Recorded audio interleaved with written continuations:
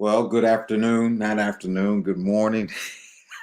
My days, my mornings and afternoons and nights are running together because I'm a busy person. Good morning to everybody. It's another day that the Lord has made, and we're going to rejoice and be glad in it. I'm sitting here. I'm a little bit late on this morning because I'm trying to get my mental faculties to connect with my spirit man. Um, uh, I had a message that I wanted to continue because we're still talking about the movie The Menu, and I wanted to close that out on today, but the Lord is messing with me, so we're gonna do something a little bit different, um, and we will conclude that on Wednesday if the Lord says the same. This particular message today, though, is a derivative um, along the lines of the menu. However, the Lord wanted me to go a little bit deeper as it relates to an understanding of the issue of bread, which is what the chef in the movie The Menu, what he refused to serve. He refused to serve bread because he said bread was for the common man. And the objective now was to get you into a place of understanding and a place of reflection that you would see yourself beyond the common need for bread, and that you would actually be the bread that the common people were requesting or that they were in need of. So bread became um, that modus of operandi, if you will, of exchange. Uh, one group was to get it to to apprehend life, and the other group was to understand that they were the ones that was to give the life. And so there was some confusion in that, and we will get back to that um, shortly. Today, I want to talk to you from the message Pressure, the Companion of Favor. I want to talk today, and I'm trying to get myself together here because the Lord just sprung this on me. I want to talk to you from the subject Pressure, and pressure being the companion of favor or the companion to favor. In other words, pressure and favor, they walk hand in hand. They walk hand in hand. A lot of times people they misunderstand the fact that because they have favor, that trouble will not mount up on them, will not present itself to them. Why? Because I have favor. Now that's the elementary way of thinking. Those that are mature, we understand that favor comes with a dear cost, a great price. But those that are not, we think that because we have favor, that trouble is not going to present itself to us. So now favor has to be understood in the context that it is going to be accompanied by, it's going to be accommodated by pressure. Pressure now is the companion to favor. It is the companion of favor. I want you to put that in your spirit as we navigate here, because I'm going to attempt to unfold some things about your walk with the Lord and where you are um, in your travels right now. Maybe you're in a gridlock. Maybe you're in a pinch point. I'm not sure where you are right now, but I want you to know that you have favor on your life, And the favor now is critical as it relates to you understanding favor and how to navigate with the favor that you have on your life. So I want us to go to the book of First Samuel chapter 21. First Samuel chapter 21. And it says here, and I need you to stay with me. Please share this. Please like it. Please subscribe and hit the bell if you will.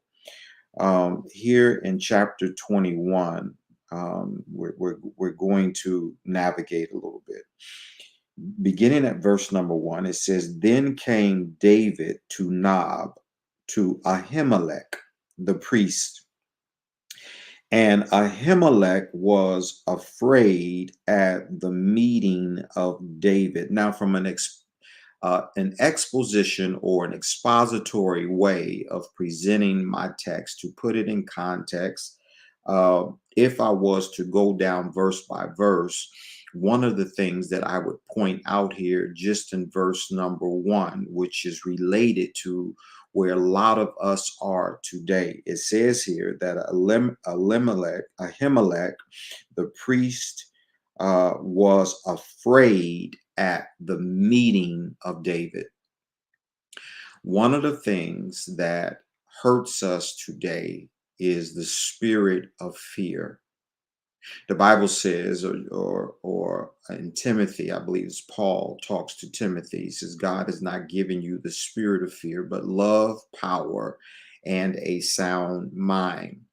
One of the things that makes us to get into this place of hardship, even though we have favor, is the fact that when we look at a person or we look at a situation, fear comes over us. Now, I'm going somewhere I need you to stay with me because I am talking to a broad band of people. I'm talking to a broad band of people. Now, let me unpack this, right? So Ahimelech was afraid at the meeting of David because he had heard about David. He understood the statue of David, the stature of David. He understood that, and David was in the mind of Ahimelech, somebody that was a force to be reckoned with, if you will. Like a lot of us, when you go on your job, when you talk to your boss, when you find yourself in diverse situations, it becomes a force to recognize or a force to deal with, right?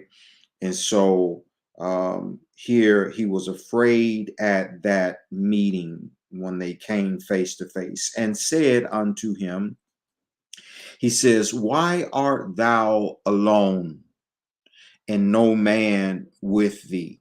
Now, I want you to put yourself in situations like this because a lot of you have meetings, and when you have meetings with the opposition, if you will.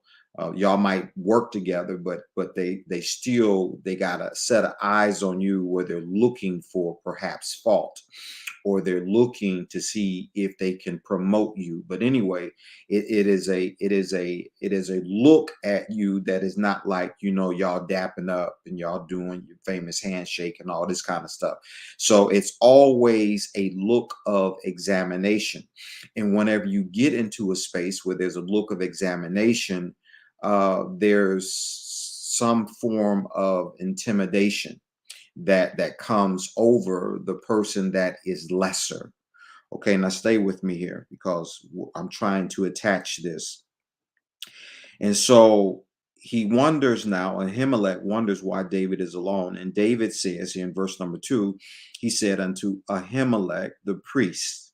Now understand, the priest now was one that represented God. He handled the things of God. And a lot of us, we represent God. We are ambassadors of God. We speak on behalf of God. We are to be an example before God, yet we have issues. So I want you to know that because we walk in this space where we're navigating and we're on our job and we're at home, before our families, and in our neighborhoods, and everything that we do, and people that know us and people that don't know us, they are to be able to detect something that is different about us. But notice here, the first thing about Ahimelech, that he was afraid. And a lot of us that are representatives of Jesus Christ, we are afraid of the things that the world puts before us. Now, notice something.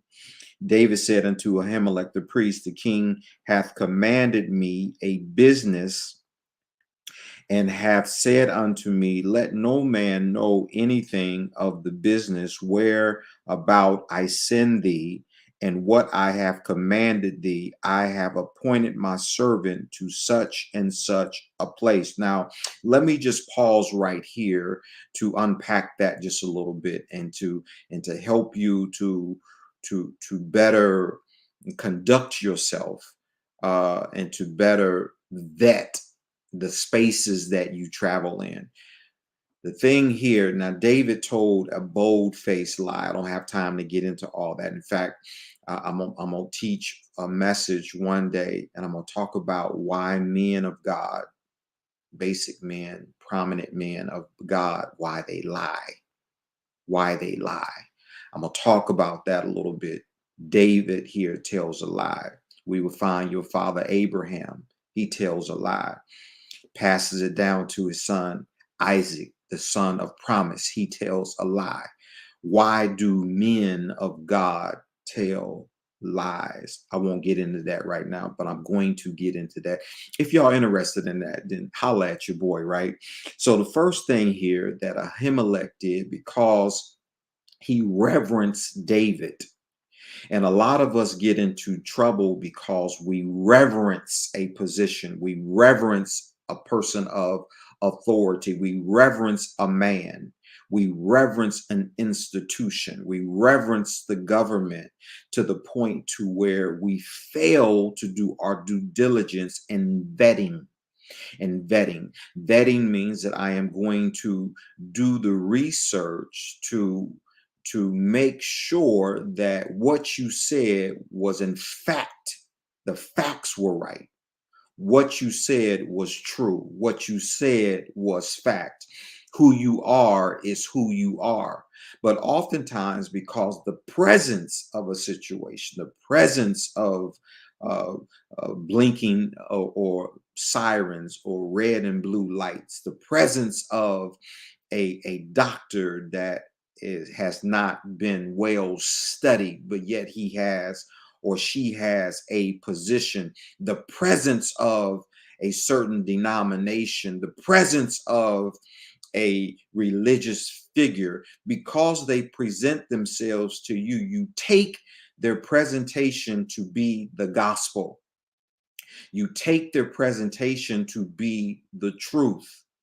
And so you don't vet it, because when they approach you, when they bring you back in the room and they got on a long white coat, and you there, and you in pain, and you're hurting, and you're saying, would you please help me? You don't know that the person that's in a white coat is really a wolf in sheep clothing.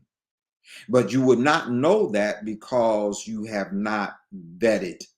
And so we do sometimes, we just go through the Rolodex, we go through the yellow pages, and we just say anybody that says, that has DO after their name, or has MD after their name, or has Esquire after their name, we're going to go ahead and we're going to use that person. Why? Because they have certain initials after their name that denotes that they are powerful in a certain way. Yet they are wolves in sheep clothing. Stay with me. I'm trying to help you. I am going somewhere on today. And so Ahimelech had an issue with David. David told a bold-faced lie, because the king, which was King Saul, had not sent him. King Saul and David were at odds, but David now told a lie to Ahimelech, because he was in need. He was in need. Ah, God. Now I'm getting to Psalms 34, which has been the crowning scripture for the series, The Menu. The series, The Menu. And the reason why the Lord wanted me to talk to you today about this, because he's concerned about his people now. I told you that Psalms 34 was a psalm of David that was a psalm of praise, a psalm of adoration, a psalm of honor, a psalm of worship, because in that particular psalm, David was reflecting on this particular time and Samuel. When you look at First Samuel 21, even all the way the next 9 chapters, maybe through 30, it was a time when David now was on the run. David was in limbo. David was out there in la la land, and David needed some things to sustain him. And so when we look at Psalms 34, it is the place now where you salute God, you give God salutation. Why? Because here is the provision. God is putting you in a place where David says, "Oh, taste and see that the Lord is good." When he said that is because he reflected on a time where God provided for him and God protected him. God provided for David and God protected David. Here it is now, most of us that are walking in certain spaces with God, we need, or on this earth, in this planet, wherever you are, you need protection and you need provision. The thing that a lot of us are lacking today is protection and or provision. And so it is out of that that a song emerges. But it is out of that that there is an experience. Here on the movie The Menu, what the chef says, here he says, while you're here at Hawthorne, he says, what I want you to do is don't eat the food, but taste it. I need you to experience me. I need you to understand me. I need you to reflect upon me. I need you to apprehend the essence of who I am. So at the end of that, you can say, oh, taste and see that the Lord is good. But now you got to have a story. The in the movie The Menu, they said here that the chef was not just a chef, but the chef was also a storyteller. Lord, help me teach this. He was a storyteller.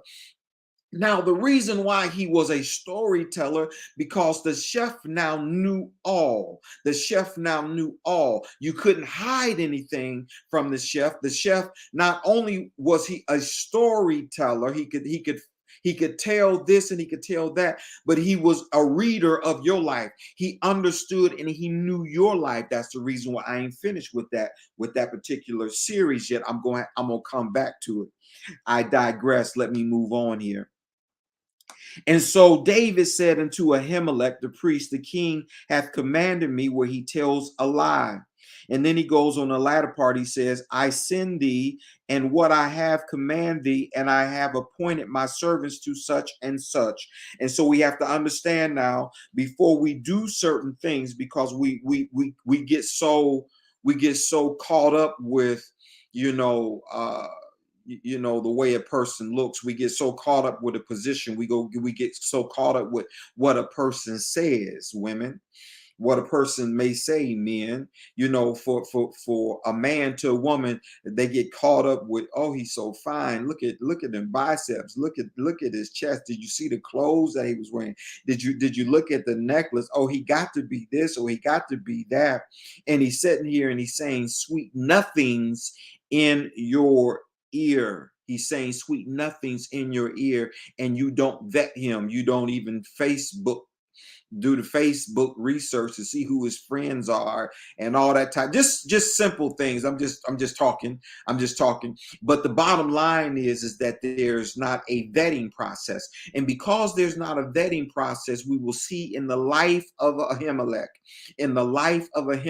something happens to Ahimelech. Why? Because Ahimelech didn't do his due diligence. He was the priest of God, but he failed to vet David. And as a result of failing to vet David, it cost him his life. Now, let me move on here. I got to show you something here. Verse number 3. Now, therefore, what is under thine hand? Now, he's convinced him, like a lot of the brothers do with the women, like a lot of the doctors do with folks that's got problems. They convince them that I am who I what's on the door, that I am who I said I am. All along, there's a lie.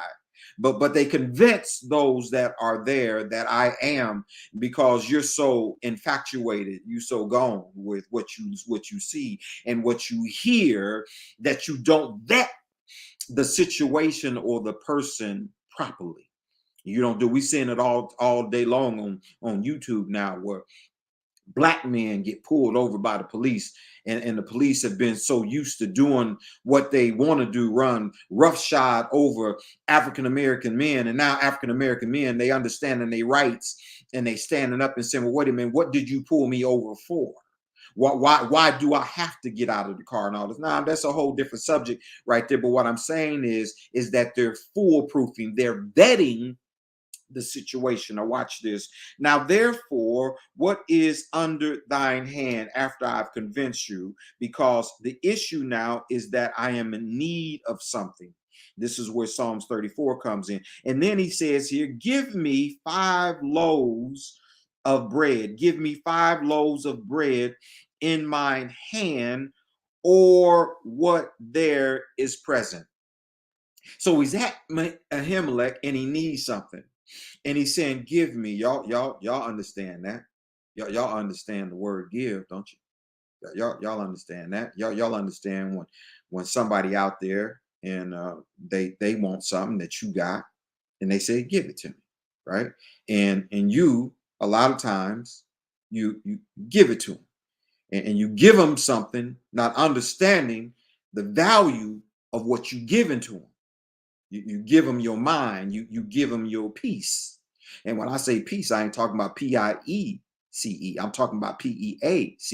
You give them your peace. You give them the thing that has value, that God has entrusted you with. You give it up because of what somebody says. You can't get beyond the presentation. And the priest answered.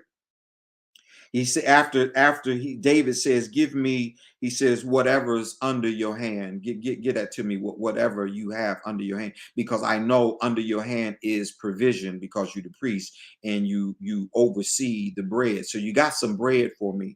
I'm not going to get done with my message today, but I'm going somewhere. Then he says, or whatever's present. He says, give me the bread that's in under your hand, or whatever's present. I need something, because me and the boys, we starving right now. So you got to give a man what he wants. That's a whole different message. Verse number 4. And the priest answered David and said, there is no common bread. There is no common bread. What did the man say, the chef? What did the chef say to the people that were at Hawthorne in the movie, The Menu? He says that 65% of the population, he says, they all eat bread. It is common. He says it is common. He says, but 35% of the people don't eat the bread. They look for a sustenance that will give them more. It will provide more to them than just the common bread.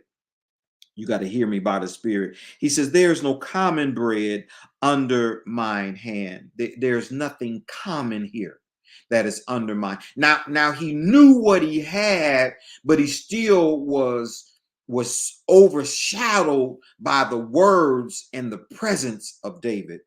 So he says, there's no common bread under mine hand, but there is hallowed bread. There's hallowed bread if the young man have kept themselves at least from women. Now, back then, the table of showbread, it wasn't for you to come and just eat. You couldn't. That was for the priests. That wasn't for regular people.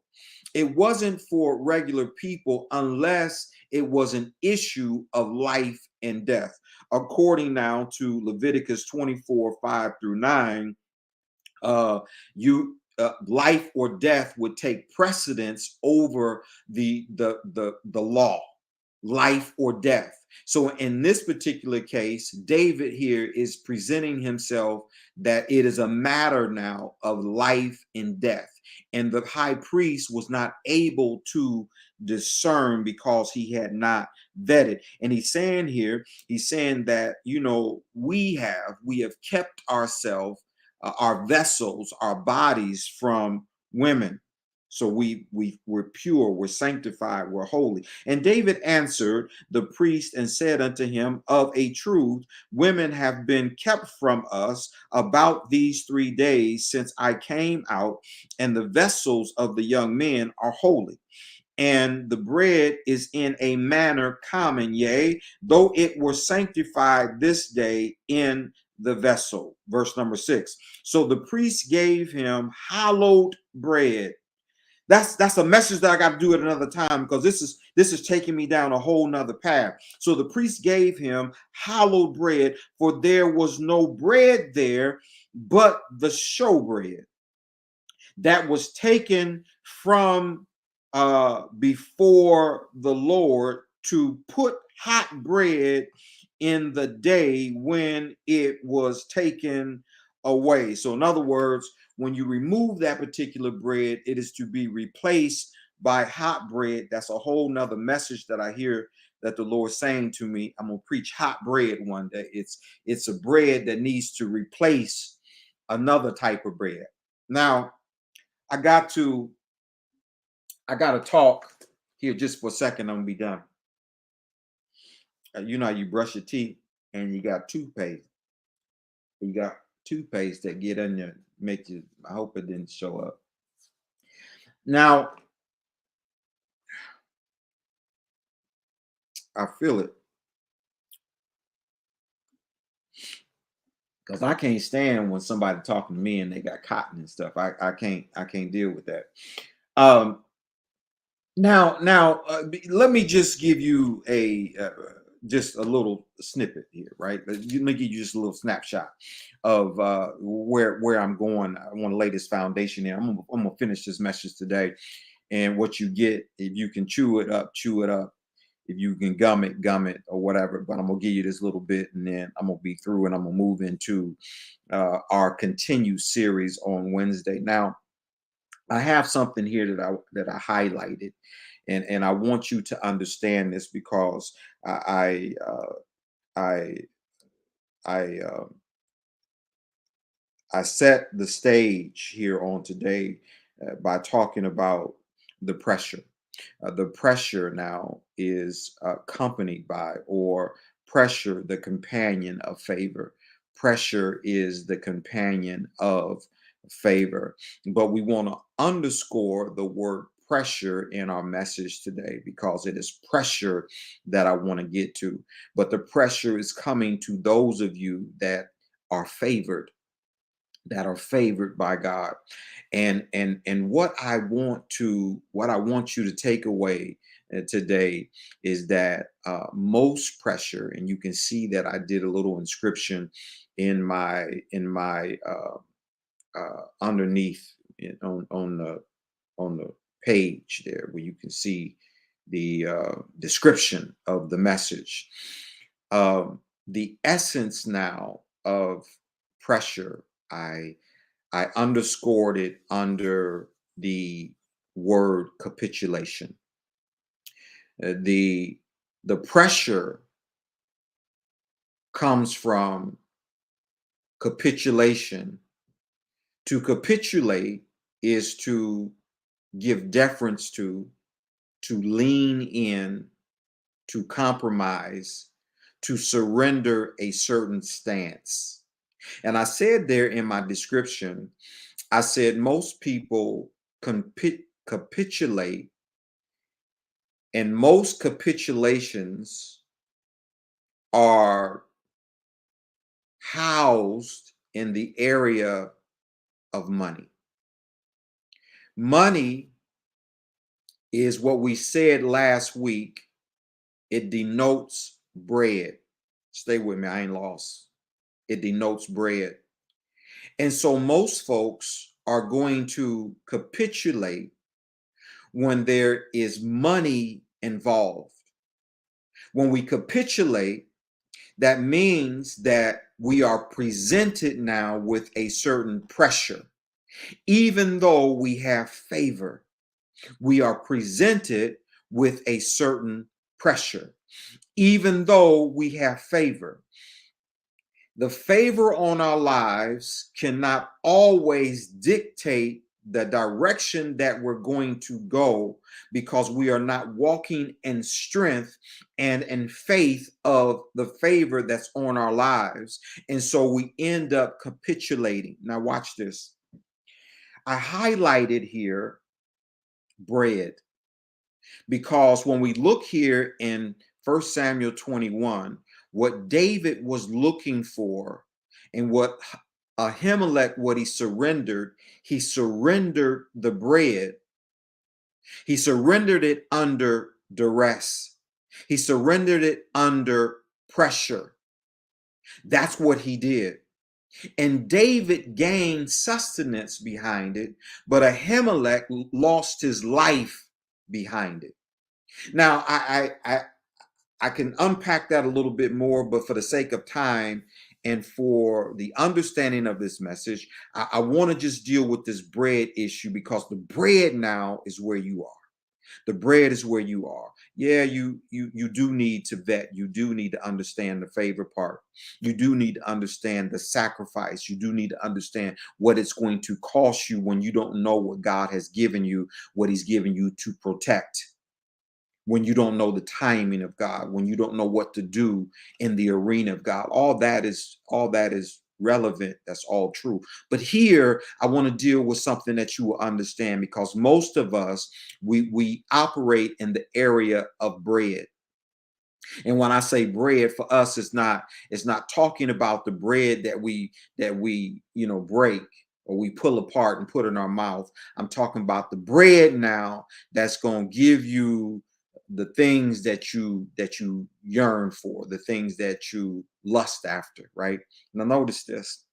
The word bread in the Hebrew is taken from the Hebrew word lakam. I can't even say that right, because the Hebrew, they got the when you say the word, it's lakam. It's lakam.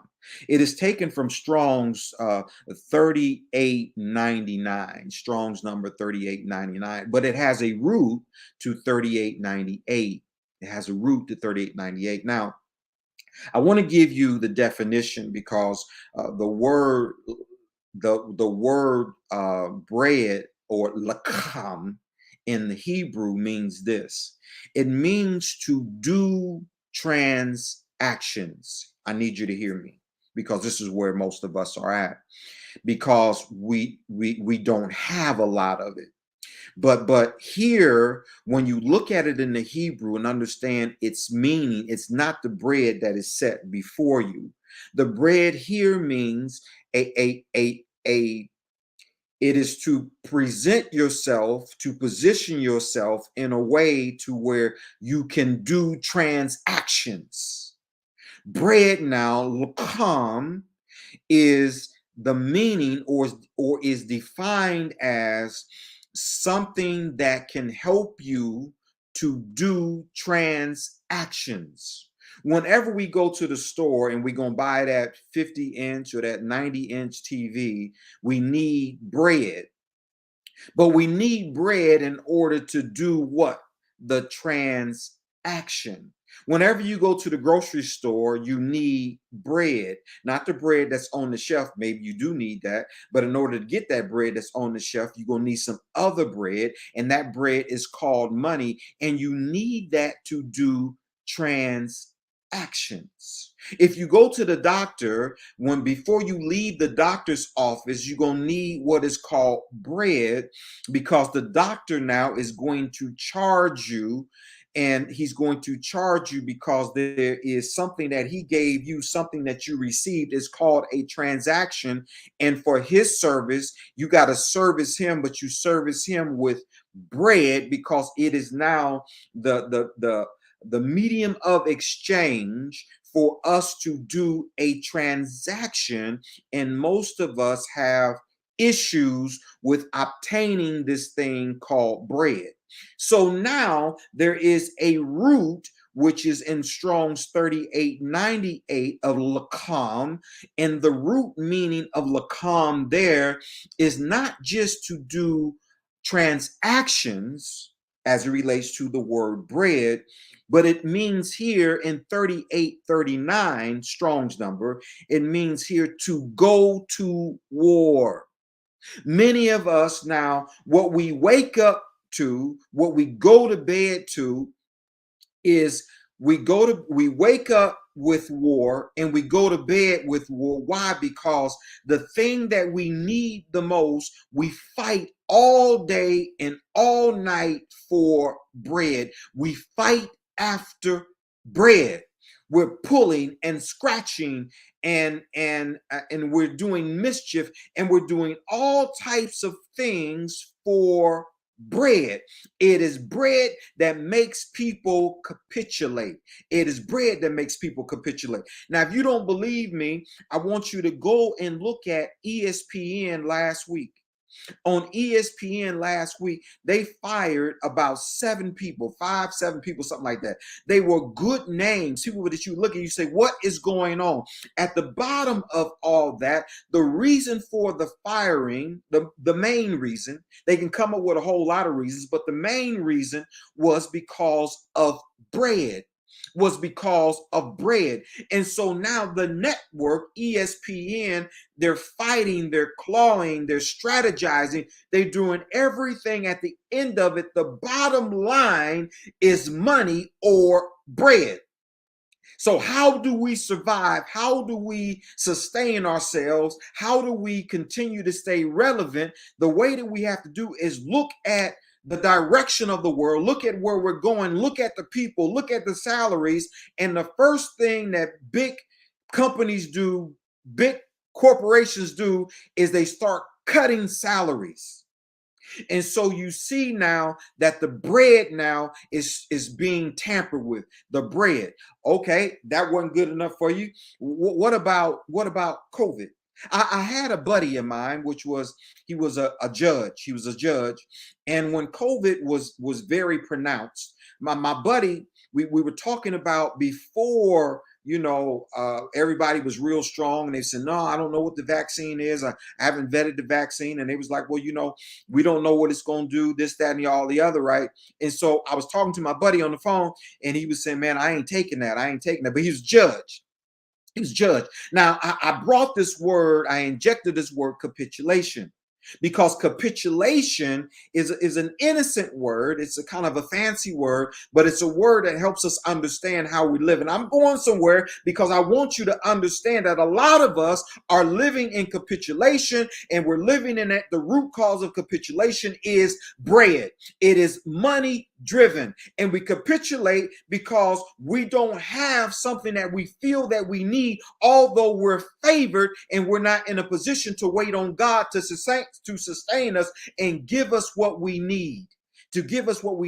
So I'm sitting and I'm talking to my buddy, and all of a sudden one day, this was months later, we talking, and it just hit me. I said, bro, what's going on? He says, well, man, because he was judge, downtown, and it was an edict that was sent out, and everybody that worked, for the government in certain capacities, they had to take the shot, right? And if you didn't take the shot, you were going to lose your bread. You was going to lose your job. Now I'm talking to a whole lot of people right now, because when y'all think back, it's a whole lot of you all that have capitulated based upon that which came before you, even though you were a Ahimelech in the beginning. Although what God gave you was was of great value, but because what came before you, you got fear. The meeting, when you met this thing face to face, you lost your trust in God, you lost your conviction, you lost your belief in God, because everything around you that was in front of you scared the heck out of you, and you said, I've got to concede, I've got to concede, or I've got to capitulate. And the reason why I got to capitulate is because it's going to affect my bread, it's going to affect my money, it's going to affect my money. When it affects my money, then that means I can't pay my bills, I can't take care of my children, I can't go to school, I can't have this big house, I can't drive this Mercedes Benz, I can't do all. Why? Because I can't live the ethical life that I need to live. Why? Because I've got King David, which was not even a king at the time. I've got something in front of me, and I need to capitulate, even though I know what I have is of value, and I know what God said to me, and I know what God wants me to do. But what's before me in the moment is bigger than God. It's bigger than the value. It's more than the value of what God has blessed me with, and so I've got to capitulate. I've got to capitulate now. I've got to lean into the system. I've got to lean into the structure. I've got to lean into what you want me to lean into. Why? Because capitulation, because the bread, because I'm inundated by the bread. I got to capitulate because of I want this promotion. And especially, we talking about this world now where women's rights and this, that, and the other, and women in the past, because they were not in a position to bring up other women, because most men, they were the presidents and the CEOs of big corporations and all this, and they wasn't right in many cases. I'm not saying they're carte blanche, but in many cases they were not right. Big corporations, right, were not right. Big corporations were not right. And so what they would do is, in order for you to advance, to come up, then they would advance on you. And so when they would advance on you, because you wanted the promotion so bad, what you would do is capitulate. Oh, help me teach this thing today. And a lot of us, we are in capitulating postures, capitulating ways today. And so now you end up doing something that will compromise your sleep. You end up doing something that will compromise your peace. And then after a while, if you don't push back or pull back from it, you get comfortable with it. And so next thing, you find yourself in the bed with the one that pulled you into the place, and then you find yourself doing and acting just like them. Okay, what about greed? Greed. When greed is inside of your heart, you find any way to get what you want. And when you do that, it is called capitulation. I capitulate, I compromise, I lean into the things that I would not ordinarily do. Why? Because I'm trying to achieve something, or I'm trying to maintain something. I'm trying to get somewhere in order for me to have more bread. I did my dissertation, and my doctoral dissertation, and the crowning scripture for that was taken out of Ecclesiastes 10 and 19. And in Ecclesiastes 10 and 19, it says, money answereth all things. That was the thing that I underscored in my dissertation. I thought that it was one of the most powerful things that the world would ever be able to, that we needed to conquer, to understand, to deal with, to understand that money answereth all things. Money is present in all things. It is bread. It is bread. And so God wanted me today to come on, just simple message here, a simple message. And I dealt with 1 Samuel 21 for whatever reason, whatever you got out of that, because he said a lot of people now are dealing with the issue of bread in a capitulating way. They are compromising. And this is leaning, is running into my message on Wednesday that I'm going to continue, because the message that I was going to preach today was the chef's favorites and highlights. That's what I was going to preach today as a result of the series, The Menu. But the Lord wanted me to unfur to deeper unpack this issue of bread. And he wanted me to put it to you in a way where you would understand when I use my crowning scripture in Psalms 34, where David says, "Oh, taste and see that the Lord is good." He wanted me to give you the backdrop of tasting and seeing. So we're looking at provision and protection. I told you that everything is about provision. When I say that, I just mean that generally. Everything is about provision and protection. The things right now that most of us, when I generalize this, are dealing with, it is provision, which is bread, and it's protection, it's safety. If a person is safe and a person is provided for, then most people are satisfied. And so God wanted me to go and delve into this. Yes, I dealt with Ahimelech and the issues. I dealt with the lies, and we will further deal with that at a later time.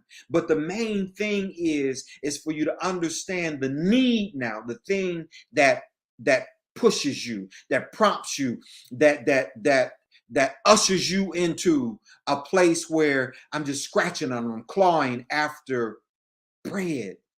Bread now. Bread is the thing that moves man or men more than anything else. It's bread.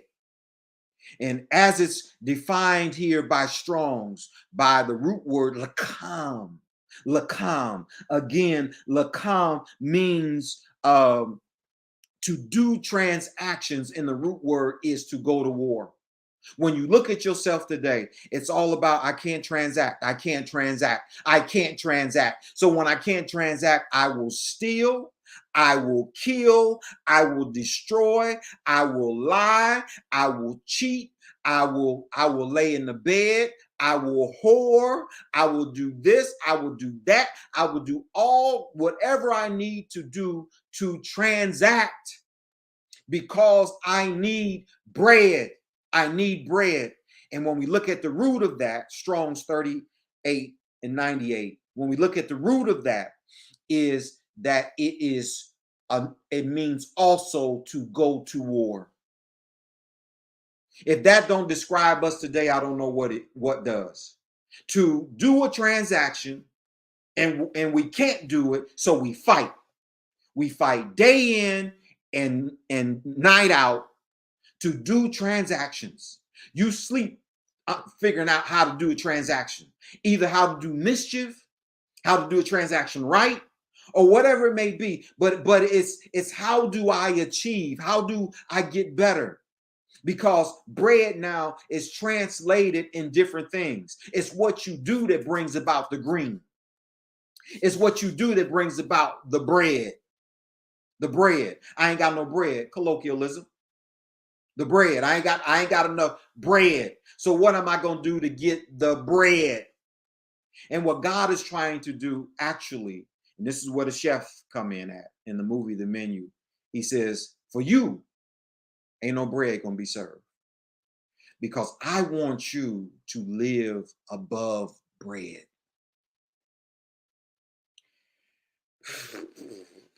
I presented this. I know it's unorthodox. I'm an unorthodox type of minister. But if you listen to the message, it will help your life. If you listen to the message, it will help your life. If you listen to the message, it will help your life. It ain't the one that you can scurry and do this and do that, be on the phone and have this on. You got to be attentive. You got to hear with your spirit. It is life changing. Remember this, men and women of God, the worst is over, the best is yet to come. Your quality of life is getting better and better and better. Because of that, you're going to live and not die. Declare the works and the will for your life. I am Dr. Donnie Eatman. I'm the face of Face to Face Ministries. I want you to like, subscribe, to share, to hit the bell, ring my bell.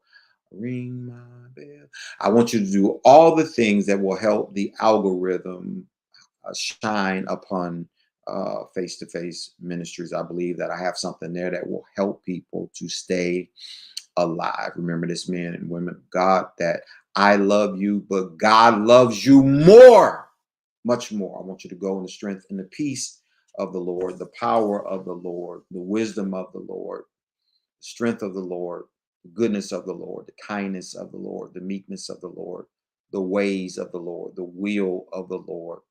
I want you to have a good day, the balance of your day. Until next time, shalom. Be blessed.